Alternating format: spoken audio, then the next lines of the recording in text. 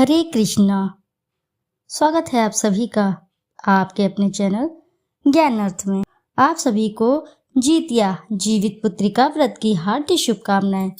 आज की इस वीडियो में आप जानेंगे जीतिया व्रत कथा पूजा विधि विस्तार से। जीतिया व्रत हर साल आश्विन मास की कृष्ण पक्ष की सप्तमी से नवमी तक किया जाता है। सप्तमी को खरना करके अष्टमी को व्रत रखा जाता है और फिर नवमी तिथि को व्रत पारण किया जाता है। जीतिया व्रत की कथा में 3 कथाओं का वर्णन मिलता है, जिसे मैं आपको विस्तार से बारी बारी करके सुनाऊंगी। जीतिया पर्व संतान की सुख समृद्धि के लिए रखा जाने वाला व्रत है। इस व्रत में पूरे दिन निर्जला यानी बिना जल ग्रहण किए व्रत रखा जाता है। यह व्रत पूर्व उत्तर प्रदेश, बिहार, झारखंड, पश्चिम बंगाल और नेपाल के मिथिला और थरूहट में आश्विन माह में कृष्ण पक्ष के 7वें से 9वें चंद्र दिवस तक 3 दिनों तक मनाया जाता है। इस बार यह व्रत साल 2024 में 24 सितंबर और 25 सितंबर को है। तो आइए जानते हैं जीतिया व्रत की पूजा विधि और कथा विस्तार से। हिंदू पंचांग के अनुसार हर साल आश्विन मास के कृष्ण पक्ष की अष्टमी तिथि को संतान से संबंधित जीवित पुत्रिका का व्रत रखा जाता है। इसे जीतिया व्रत भी कहा जाता है। इस दिन माताएं अपनी संतान की लंबी उम्र और अच्छे स्वास्थ्य के लिए निर्जला व्रत रखती हैं। माना जाता है कि निर्जला व्रत रखकर माताएं भगवान जिमुतवाहन की विधिवत पूजा अर्चना करती हैं। इसके साथ ही सूर्य देव को अर्घ्य दिया जाता है। यह पर्व मुख्य रूप से उत्तर प्रदेश, बिहार और झारखंड में धूमधाम से मनाया जाता है। इस बार अष्टमी तिथि 2 दिन होने के कारण हर किसी को जीतिया व्रत की सही तिथि को लेकर काफी असमंजस की स्थिति बनी हुई है। तो आइए जानते हैं जीतिया व्रत की सही तिथि और मुहूर्त के बारे में। हिंदी पंचांग के अनुसार आश्विन मास के कृष्ण पक्ष की अष्टमी तिथि 24 सितंबर 2024 को 12:38 पर प्रारंभ होगी और 25 सितंबर 2024 को दोपहर 12:10 पर समाप्त होगी। इसलिए जीतिया का व्रत 25 सितंबर को ही रखा जाएगा। जीतिया व्रत बहुत ही महत्वपूर्ण व्रत माना जाता है। इस दिन माताएं अपनी संतान की लंबी आयु और अच्छे स्वास्थ्य के लिए निर्जला व्रत रखती हैं। पूरे दिन और पूरी रात को निर्जला व्रत रखने के बाद अपना व्रत खोलती हैं। भविष्य पुराण में इस व्रत की महत्व के बारे में विस्तार से बताया गया है।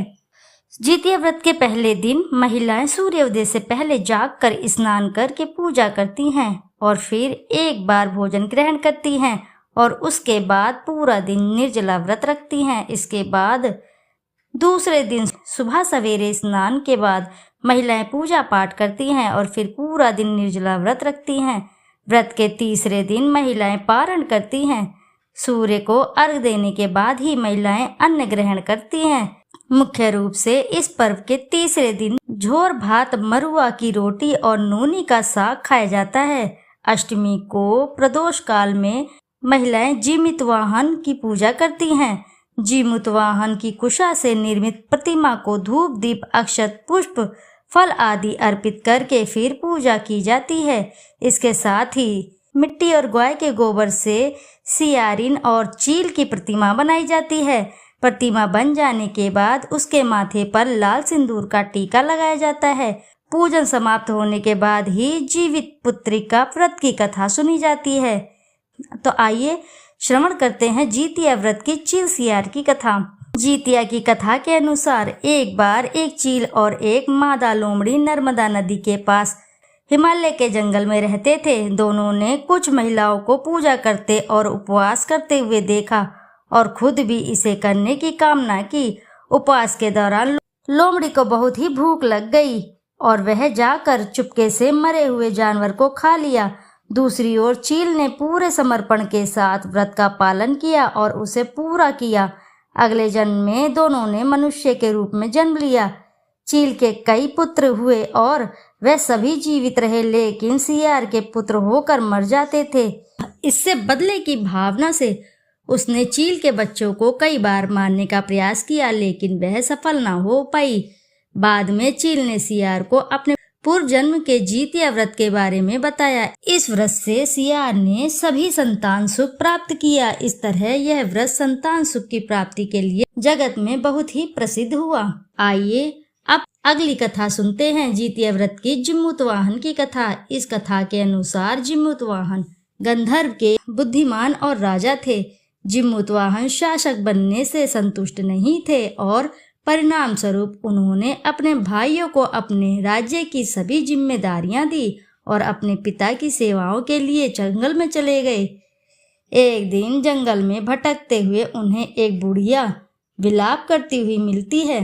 उन्होंने बुढ़िया से रोने का कारण पूछा। इस पर उसने बताया कि वह सांप नागवंशी के परिवार से है और उसका एक बेटा है। एक शपथ के रूप में हर दिन एक सांप पक्षी राज गरुड़ को चढ़ाया जाता है और उस दिन उसके बेटे का भी नंबर था। उसकी समस्या सुनने के बाद जिम्मुतवाहन ने उन्हें आश्वासन दिया कि वह उनके बेटे को जीवित वापस लेकर आएंगे। तब वह खुद गरुड़ का चारा बनने का विचार कर चट्टान पर लेट जाते हैं। तब गरुड़ आता है और अपनी उंगलियों से लाल कपड़े से ढके हुए जिम्मुतवाहन को पकड़कर चट्टान पर चढ़ जाता है। उसे हैरानी होती है कि जिससे उसने पकड़ा है वह कोई प्रतिक्रिया क्यों नहीं दे रहा है। तब वह जिम्मुतवाहन से उसके बारे में पूछता है। तब गरुड़ जिम्मुतवाहन की वीरता और परोपकार से प्रसन्न होकर सांपों से कोई और बलिदान नहीं लेने का वादा करता है। मान्यता है कि तभी से संतान की लंबी उम्र और कल्याण के लिए जितिया व्रत किया जाने लगा। और अगली कथा है जितिया व्रत की महाभारत से जो प्राप्त होती है। महाभारत युद्ध में पिता की मृत्यु के बाद अश्वत्थामा बहुत ही क्रोधित था। वह पिता की मृत्यु का बदला लेने के लिए पांडव के शिविर गया और उसने 5 लोगों की हत्या कर दी। उसे लगा कि उसने पांडवों को मार दिया, लेकिन पांडव जिंदा थे। जब पांडव उसके सामने आए तो उसे पता लगा कि वह द्रौपदी के 5 पुत्रों को मार आया है। यह सब देखकर अर्जुन ने क्रोध में अश्वत्थामा को बंदी बनाकर दिव्य मणि छीन ली।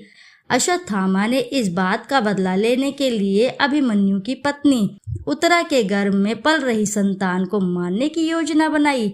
उसने गर्भ में पल रहे बच्चे को मारने के लिए ब्रह्मास्त्र चलाया, जिससे उत्तरा का गर्भ नष्ट हो गया। लेकिन उस बच्चे का जन्म लेना बहुत ही जरूरी था, इसलिए भगवान श्री कृष्ण ने उत्तरा के मृत बालक को फिर से जीवित कर दिया। गर्भ में मरकर जीवित होने की वजह से इस तरह उत्तरा के पुत्र का नाम जीवित पुत्र का और परीक्षित हुआ। तब से संतान की लंबी आयु के लिए जितिया व्रत किया जाने लगा। तो श्रोताओं, आशा है कि आपको वीडियो अच्छी लगी होगी। यदि वीडियो आपको अच्छी लगी है तो वीडियो जरूर लाइक करें, साथ ही चैनल को सब्सक्राइब करें और एक बार अपनी सच्ची श्रद्धा के साथ कमेंट बॉक्स में जरूर लिख दें। जय भगवान कृष्ण की जय। फिर मिलते हैं आपसे ऐसी किसी नई कथा कहानी में। जब तक के लिए नमस्कार।